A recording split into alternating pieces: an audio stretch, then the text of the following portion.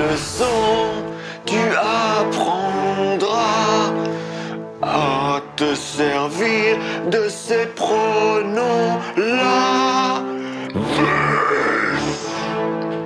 These, that, those. Bienvenue.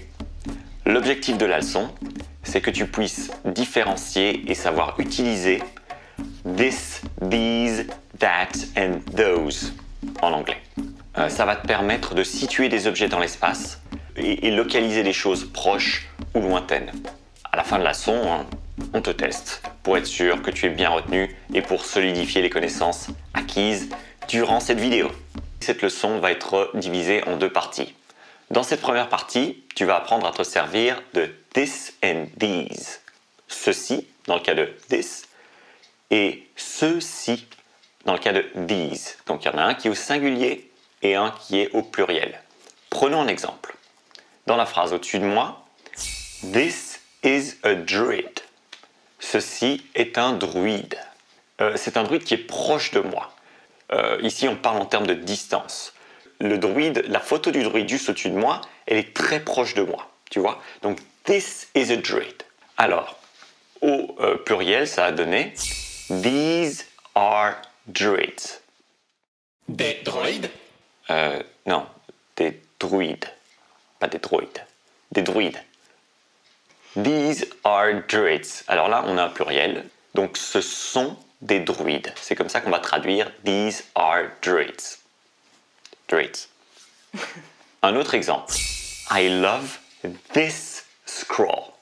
J'aime ce parchemin. Tu vois, ce parchemin qui est proche de moi, parce que la photo est très proche de moi ici. Tu vois. I love this scroll. Et maintenant, s'il y a plusieurs parchemins, ça va donner I love these scrolls. Ils sont toujours proches de moi. La différence par rapport à this, c'est qu'il y en a plusieurs. Est-ce que ça paraît difficile ou pas jusqu'à présent? J'essaie de faire ça au plus simple possible parce qu'il n'y a pas besoin de compliquer beaucoup plus que ça. Alors c'est tout pour cette première partie de leçon. Donc Sana, on fait une petite pause ici. On a appris que this c'était ceci, these c'était ceci. Avant de taper dans la deuxième partie de la leçon, je propose qu'on parle un petit peu de ma prestation vocale en début de vidéo. Quand même. Bon, j'ai décidé de remettre le couvert en fin de vidéo, quand même, parce que c'est vrai que je chante quand même assez bien et tout. Alors, ouais. Alors, dans cette deuxième partie de la leçon, on va apprendre Sana à se servir de that et those, qui en français se traduisent par cela ou ceux-là. Il y en a un au singulier, un au pluriel. Alors, quand est-ce qu'on va utiliser that ou those? C'est quand on va vouloir pointer à des objets qui sont pas proches de nous. Ok? This et these, c'est proche de nous. Et that et those, c'est pas proche de nous. Exemple, dans la phrase « Qui vit dans cette villa ?» Who lives in that villa? Je fais référence à une villa qui est loin. Tu vois, mettons que je sois en haut d'une colline et que je me couvre les yeux pour voir au loin une villa splendide et que je pose la question à Sana, who lives in that villa? Alors je fais référence à une villa qui est loin. Pareil, si je veux utiliser plusieurs villas, par exemple, qui sont loin de moi. Who lives in those villas? Je veux utiliser those. Donc ça va être le pluriel de that en fait. Je me demande qui habite dans ces villas-là. Who lives in those villas? En dernier exemple, tu vois, mettons que je sois assis dans les tribunes du Colisée, je vois un char, et tu vois, le char, il est particulièrement abîmé suite à des combats avec des gladiateurs et des serpents géants. That chariot looks fragile. J'utilise that parce que le char est loin de moi. That chariot looks fragile. Par contre, si j'avais été juste à côté du char, j'aurais dit this chariot looks fragile. Maintenant, s'il y a plusieurs chars, alors là, je vais dire forcément those chariots look fragile. Those chariots look fragile and they look like they could be eaten anytime by that giant snake. Donc, on résume la leçon. On a appris que this, ça sert à pointer des objets qui sont proches et au singulier. These, ça sert à pointer des objets qui sont proches, mais au pluriel. On a aussi appris that.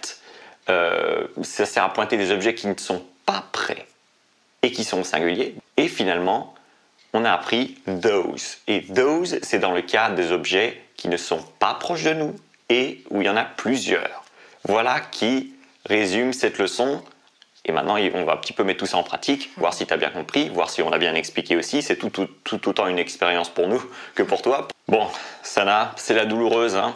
C'est la fin du repas. On a mangé le dessert, on a mangé l'entrée, on a mangé les olives, on a mangé les panini, on a mangé les grisinis. Et maintenant, il faut faire le test. Bonne chance. Alors Sana, on commence le test avec la question 1. En anglais, quand je dis « This is a basilica », ça veut dire en français, réponse A, « Ceci est une basilique ». Réponse B, « Cela est une basilique ». Réponse C, « Ceux-ci sont des basiliques ». Ou réponse D, « Ceux-là sont des basiliques ». Alors les basiliques, c'est pas des plantes aromatiques, hein. Enfin, je dis ça parce que je croyais que c'était des plantes aromatiques, mais en fait c'est des superbes monuments, des superbes structures qu'on voyait à l'époque romaine, des basiliques. Alors des basiliques, quelle réponse Sana? Réponse A. Ceci est une basilique. This is a basilica. Bon, c'était la traduction littéraire de this devient ceci. Donc une basilique qui est proche de nous. Deuxième question. Alors, Sana, en anglais, quand je dis What's in that chest? Je peux traduire ça en français par réponse A. Qu'est-ce qu'il y a dans ce coffre-ci? Ou réponse B. Qu'est-ce qu'il y a dans ce coffre-là? Réponse C. Qu'est-ce qu'il y a dans ces coffres-ci? Ou réponse D. Qu'est-ce qu'il y a dans ces coffres-là? C'est un des quatre. What's in that chest? Qu'est-ce qu'il peut bien y avoir dans ce coffre? Et la réponse est Sting! Qu'est-ce qu'il y a dans ce coffre-là? That, c'est un coffre qui est éloigné. Donc, on va dire ce coffre-là, tu vois. Dans le cas d'un coffre qui est assez loin. What's in that chest? Qu'est-ce qu'il y a dans ce coffre-là? Alors, question 3. Dans la phrase en français, mate un peu ces gladiateurs là-bas. Tu vois, ici, bon, on parle de gladiateurs qui sont pas prêts. Voilà. Mate un peu ces gladiateurs là-bas. Comment est-ce que je peux traduire ça en anglais? Alors, réponse A. Check out this gladiator. Réponse B. Check out that gladiator. Réponse C. Check out these gladiators. Et réponse D. Check out those gladiators. Mate un peu ces gladiateurs là-bas. Ça arrive souvent, on voit des gladiateurs, ils sont vraiment effrayants. Mate un peu ces gladiateurs là-bas avec leurs casques et tout. Bon, il y en a plusieurs, ils sont loin. Qu'est-ce qu'on va utiliser? Sting! Et la réponse est check out those gladiators over there. Check out those gladiators over there. C'est la réponse. Regarde ces gladiateurs là-bas. Il y en a plusieurs, ils sont éloignés, donc on utilise those. Question 4. En anglais, quand je dis Sana loves these flowers, comment est-ce que je peux traduire ça en français? Alors, réponse A. Sana aime cette fleur-ci. Réponse B. Sana aime cette fleur-là. Réponse C. Sana aime ces fleurs-ci. Ou réponse D. Sana aime ces fleurs-là. Alors on est en train de parler de plusieurs fleurs. D'une fleur. De fleurs proches. De fleurs lointaines.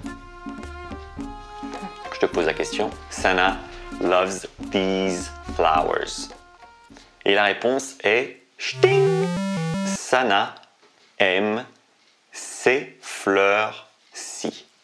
Donc on est en train de parler de plusieurs fleurs qui sont proches de Sana. Donc si Sana est juste au-dessus d'un lit de fleurs avec plein de superbes fleurs et elle est très proche de ces fleurs et évidemment il y en a plus qu'une, on utilise these. Sana loves these flowers. Plus qu'une question, Sana. Question numéro 5. Alors si je dis, donc en français, s'il te plaît centurion, épargne cet esclave.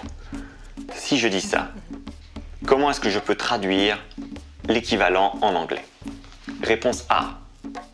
Please centurion, spare this slave. Réponse B. Please centurion, spare that slave. Réponse C. Please centurion, spare these slaves. Et réponse D. Please centurion, spare those slaves. C'est un des quatre. S'il te plaît centurion, épargne cet esclave.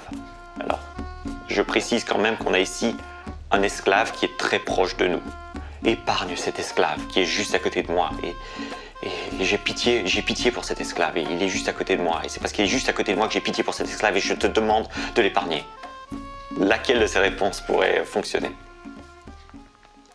Et la réponse est Please centurion, spare this slave. Parce qu'il n'y a qu'un esclave et que cet esclave est proche de nous. Fin de la leçon, congratulations! Bravo, bravo, bravo de suivre ces leçons, de les suivre les unes après les autres. Je ne sais pas si c'est ta première, je ne sais pas si c'est ta dernière, j'espère pas que ce soit ta dernière en tout cas. En tout cas, on te félicite pour la détermination dont tu fais preuve pour apprendre la langue anglaise. Bon, maintenant on va te laisser sur ces quelques notes. Dans cette leçon, tu as appris comment te servir de ces pronoms ci. This, that,